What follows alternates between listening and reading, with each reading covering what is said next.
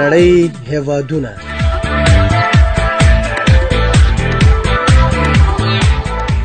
د نړۍ هېوادونه یوه معلوماتي او په زړه پورې خپرونه. د نړۍ هېوادونه تاسې له نړۍ سره اشنا کوي. دغه خپرونه تاسو د نړۍ د جغرافیوي، تاریخي، سیاسي، اقتصادي او فرهنګي بهیره خبروي. که غواړئ چې د نړۍ په اړه معلومات ترلاسه کړئ نو د ننګرهار ملي راډیو څخه د نړۍ هېوادونه مه هېروئ. دغه خپرونه هره دوشنبه سهار 10 بجې او بیا ځلې سه شنبه مازدیګر 4 بجې اورېدلی شئ. د خپرونې کوربه خاکسار زیب.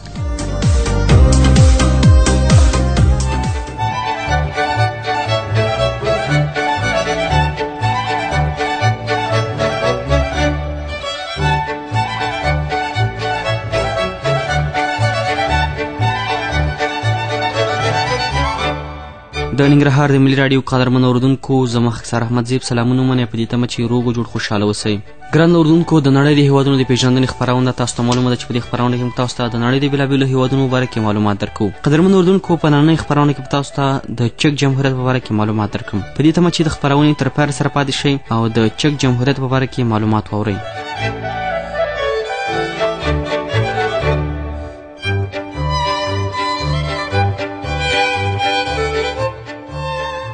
د چک جمهوریت د نوم لنډیز په انګلیسي ژبه کې CZ دی. رسمي نوم یې د چک جمهوریت، نړیوال نوم یې د چک جمهوریت او سیمه ییز نوم یې چیسکا ریپبلیکا ده.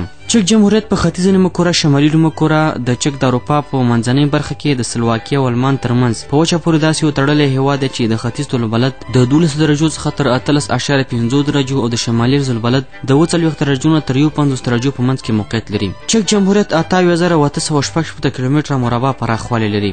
شمال ته پولینډ او المان، جنوب ته اتریش، ختیځ ته سلواکیا او لویدیځ ته بیا هم المان هېواد موقعیت لري. په وچه کې د چک جمهوریت د ټولو پولو اوږدوالی 1881 کیلومتره دی او د اوبو سره دا هېواد هیڅ ګډه پوله نه لري، یعنې په وچه پورې تړل شوی هېواد دی. د چک د جمهوریت د مهمو غرونو څخه د کورکونوشا غرونه دي. د لوړو څوکو څخه سنزاکا څوکه ده چې 1602 متره جګوالی لري. د چک جمهوریت د اروپا د معتدله هوا په سیمه کې د پروتوالي له امله داسې هوا لري چې په کال کې مناسب توپیر مومي. تودوخه په دې هېواد کې -15 درجې ده. چک د اروپا د څو هېوادونو څخه دی چې اوبو ته لار نه لري. د چک د جمهوریت په غرنیو سیمو کې د هوا سړښت او تګ راتګ د ستونزو له امله ډېر خلک نه اوسېږي. د چک ځینې غرونه په داسې ښکلو ځنګلونو باندې پوښلي دي چې ګڼ شمېر سیلانیان دې هېواد ته زړه ښه کوي. والاتوا د دې هېواد دوهم اوږد سیند دی چې د خپلو مرستیالانو په ګډون د چک 65% خاوره خړوبوي. له دې څخه وروسته د اودرا سیند هم دوهم ځای لري چې د چک جمهوریت 9% ځمکې ته اوبه رسوي. د والاتوا او لابا سیندونه په ځینو ځایونو کې د بیړۍ چلولو لپاره وړ هم دي او دا دواړه د چک جمهوریت د المان او د هابروک د بندر له لارې شمال له ستر سیند سره تړي. له هغه ځایه چې چک له اوبو سره ګډه پوله نه لري، ځکه نو د دې هېواد د ټاپوګانو، ټاپووزمو او د خلیجونو په هکله ډېر معلومات نشته. د چک د جمهوریت په فضا کې د ګوګړو او اکسایدو د زخري ګازو د دې هېواد صنعتي مدني سیمو کې د ککړو اوبو د زیاتېدو له امله خلکو، ځنګلونو او طبیعت ته ډېرې ستونزې پیدا کړي دي. په دې هېواد کې په 1 کیلومتر مربع کې 30.0 نفر، په 1 میل مربع کې 338.4 نفره، په ښارونو کې 15%، په کلیوالي سیمو کې 15% اوسېدونکي ژوند کوي. د چک د جمهوریت د اوسېدونکو نژاد سپین دی.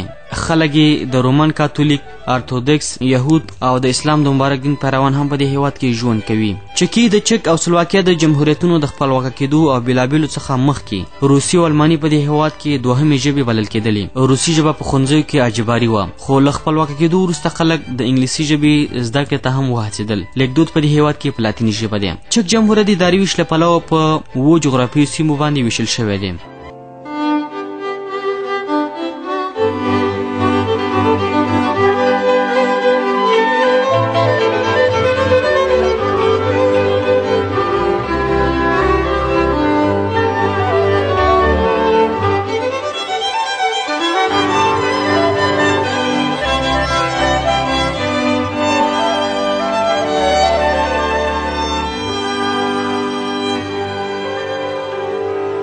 Keď jsem šel kolem pánské zahrady, Zavoňal rozmarínek zelený. Hore háj dolinu, pozdravujte mu milu, prajárečku moju.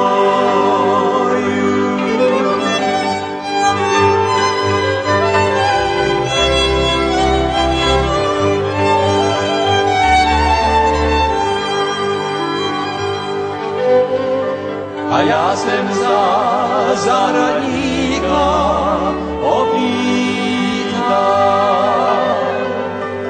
jestli by mě rozmarínek vykoval. Hore háj dolinu, pozdravujte mu milu,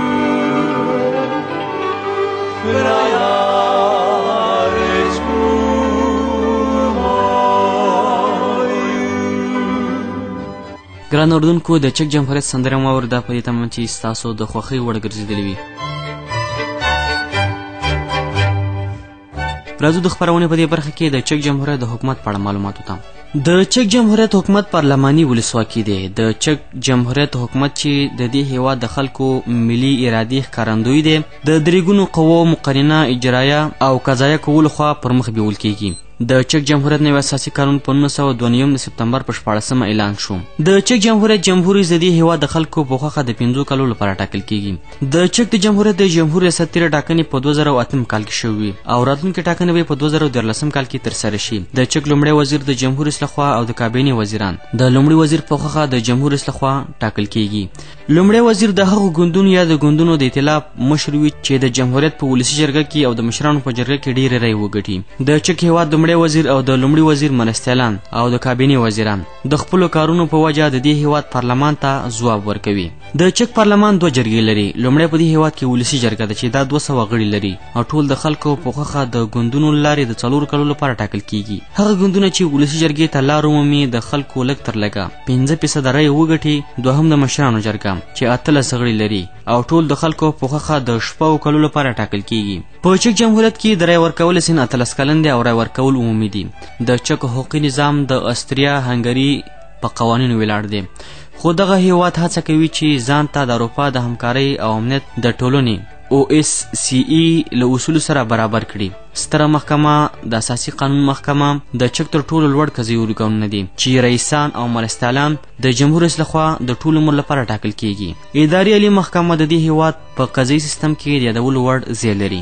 قدرمنو اردوونکو، د خپرونې په دې برخه کې راځو یوې ښکلې افغاني سندرې ته چې شعر د مرحوم ملنګ جان دی چې وایي تر څو چې زه ژوند یم تا به ساتم په میړانه زما افغانستانه.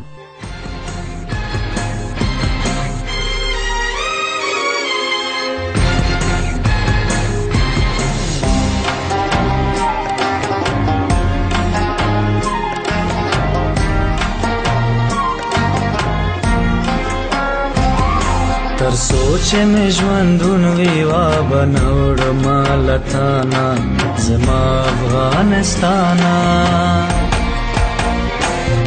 تر سوچ می ژوندون ویوا بنوړما لتانا زما افغانستانا.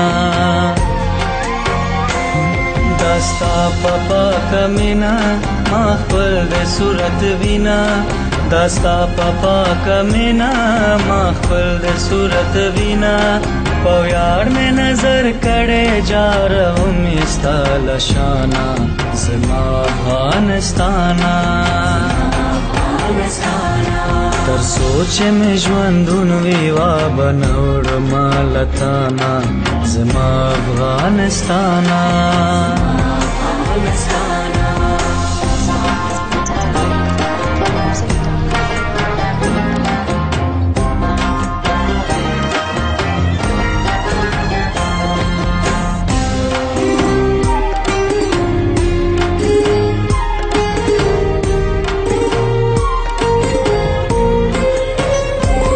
داستا پنوم عاشقیام پمینه د صادقیام، داستا پنوم عاشقیام پمینه د صادق یم عاشق چې پشالار شي خلک یې بوله بې ایمانه زما افغانستانه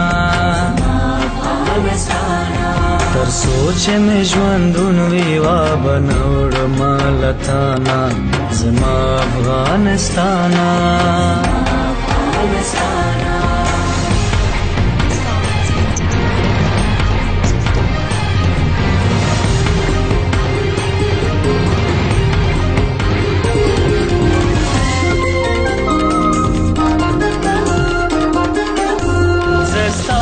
مینا پایا لهر سے بے پروایا زستا پا مینا پایا لهر سے بے پروایا تازه ملنگ جان غاڑم چه هر کلا ودانا زما افغانستانا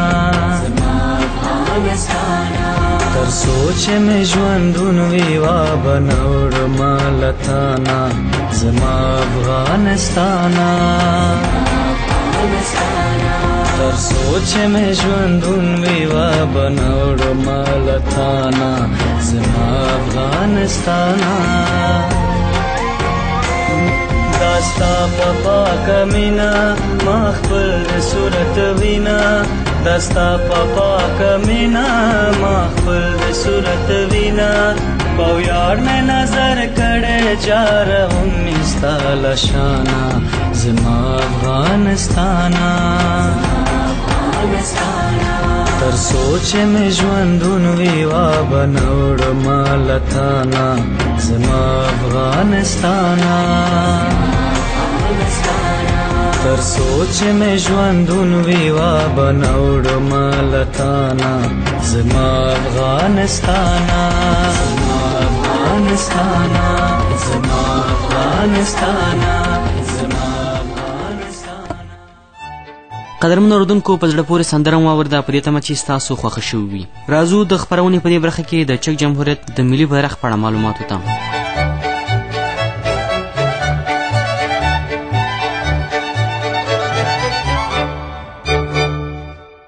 د چک جمهوریت ملي بیرغ د دوه مساوي افقي ټوټو څخه جوړ شوی دی چې په اسانۍ سپینه او لاندنۍ سره ده. د چک د جمهوریت د ملي بیرغ له کیڼ اړخ څخه یو شین مثلث د بیرغ په منځنۍ خوا کې پروت دی. قدرمن اوریدونکو د خپرونې په دې برخه کې راځو د چک د جمهوریت د تاریخي پیښو باره کې معلومات ته.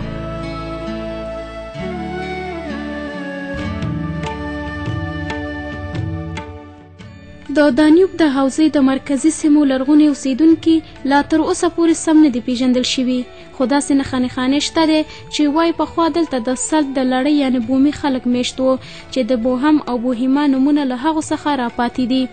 دغه سلطیان وروسته د ژرمنیانو لخوا له دې سیمو څخه شړل شوي دي.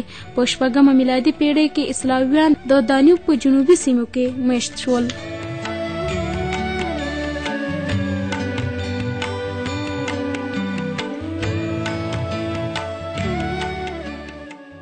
په 8مه میلادي پیړۍ کې شارلماني دغه پراخه سیمه ونیوه.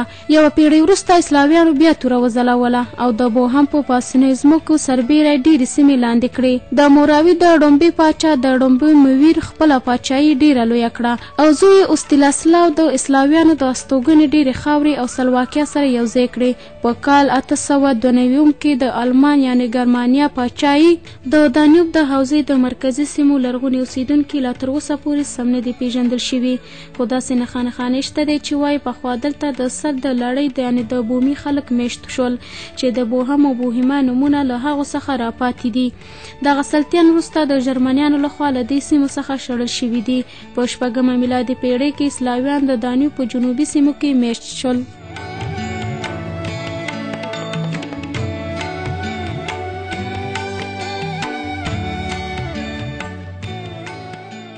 په 8مه پیړۍ کې شارلماني دغه پراخه سیمه ونیوه.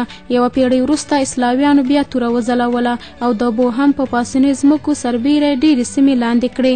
د موراوي د ړومبي پاچا ړومبي مویر خپله پاچایي ډېره لویه کړه او زوی یې استسلاو د اسلاویانو د استوګنې ډېرې خاورې او سلواکیا سره یوځای کړې. په کال 892 کې د المان د ګرمانیا پاچایي هیواد چې هغه وخت د چک خاوره هم ورسره یوځای وه په موراوي یرغل وکړه او دغه سیمه یې ونیوه.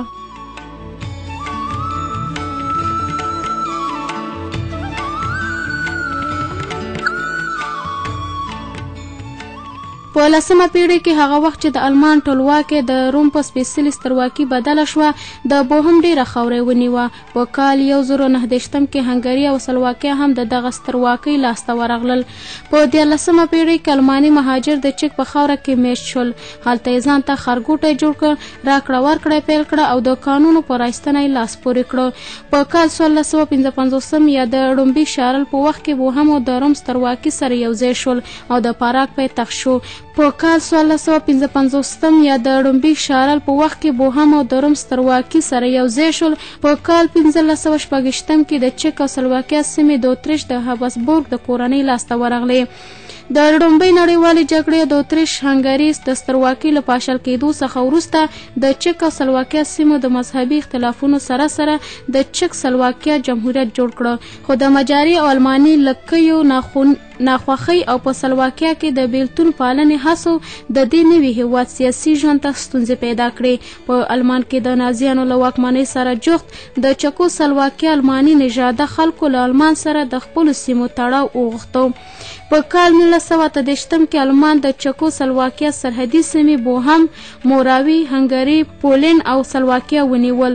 په دوهمه نړیواله جګړه کې د متفقینو چکو سلواکیا خپلواکه کړه او دغه هیواد د چک سلواکیا د کمونیست ګوند تر لارښوونې لاندې د شوروي اتحاد لاره خپله کړه. په 1940 کې په خپل اساسي قانون کې بدلونونه راوستل او په خپل نامه یې د سوسیالیستي کلمه ورزیاته کړه. په کال 1960 کې د چک سلواکیا کمونیست ګوند الکساندر دوبکچک په مشرۍ په خپلو سیاسي او اقتصادي تګلارو باندې نوې او خپلواکه کتنه پیل کړه. شوروي دغه خوځښت ونه منه او د ختیځ بلاک د نورو هیوادونو په ملتیا په چک سلواکیا پوځي یرغل وکړو. دوبچک یې وشاړه او هوري خپل ګوډاګیان د واکمنۍ پر ګډۍ کېنول. په شوروي اتحاد کې د کورباچف له اصلاحي پروګرامونو سره جوخت په چکو سلواکیا کې هم سیاسي اصلاحات ګړندي شول. د کمونیست ګوند له مخالفینو سره خبرې وشوې. د کال 1989 د دغه هیواد کمونیست ګوند په چک سلواکیا باندې د شوروي د کال 1988 تیری وغنده او د نورو سیاسي ځواکونو په ملتیا یو ائتلافي دولت جوړ کړ.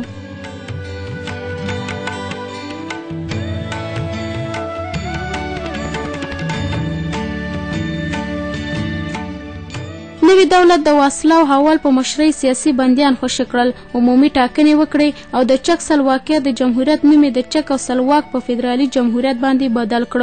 په کال 1990 د جون په 4 د چک او سلواک په فدرالي جمهوریت کې له 440 کاله ځنډ څخه وروسته د پارلمان لومړۍ ټاکنې وشوې. له دې وروسته د چکو سلواکیا د 1980 د شوروي ضد خوځښت لارښود الکساندر دوبچک د هیواد د فدرالي شورا د مشر په توګه وټاکل شو او ژر د چک او سلواک د جمهوریتونو کورواکه دولتونو په کار پیل وکړ. په کال 1990 او په 1992 کلونو کې د سلواک په جمهوریت کې د بشپړ خپلواکۍ خوځښتونه وشول او په دغه موضوع څو ځلې د چک او سلواک د فدرالي جمهوریت په پارلمان او نورو سیاسي کړیو کې تاوده بحثونه وشول. د کال 1992 د اکتوبر په پای کې د چک او سلواک دولتونو داسې قوانین تصویب کړل چې د فدراسیون د ړنګېدلو څخه وروسته باید د دواړو هیوادونو ترمنځ پولې او ګمرکي چارې سمبالوي. د همدغه کال د نومبر په 5 د چک او سلواک فدرالي شورا د دواړو هیوادونو د جلا کېدلو او د خپلواکۍ کړنلاره تصویب کړه او په دې توګه د چک او سلواکیا خپلواکه دولتونه په سوله ییزه توګه منځته راغلل. د همدغه کال د دسمبر په 18 دواړو هیوادونو د ښه ګاونډیتوب او دوستانه اړیکو تړون لاسلیک کړه او د وسلوال پوځ او فدرالي شتمنیو پر ویش موافقه وکړه. د چک د جمهوریت نوي اساسي قانون په همدغه وخت کې تصویب شو او د کال 1993 په ټاکنو کې ښاغلی واسلا هاول د دغه جمهوریت د رئیس په توګه وټاکل شو. د چک جمهوریت په کال 1999 کې د ناټو د پوځي تړون او په کال 2004 کې د اروپایي اتحادیې بریالیتوب ترلاسه کړ. مرسل نوري تاسو ته د چک جمهوریت د تاریخي پیښو په اړه کې معلومات درکړه په دې تمه چې د خپرونه ستاسو لپاره په زړه پورې وي. ګران اورېدونکو، زموږ د دې ونې د نړۍ د هېوادونو د پېژندنې خپرونه همدومره وه. تر بلې خپرونې پورې مخ سرزیب او راسره ټولو همکارانو ته اجازه راکړئ. تاسو پولیس څښتن ته لاس سپارم. خوشحاله اوسئ. د خدای په امان.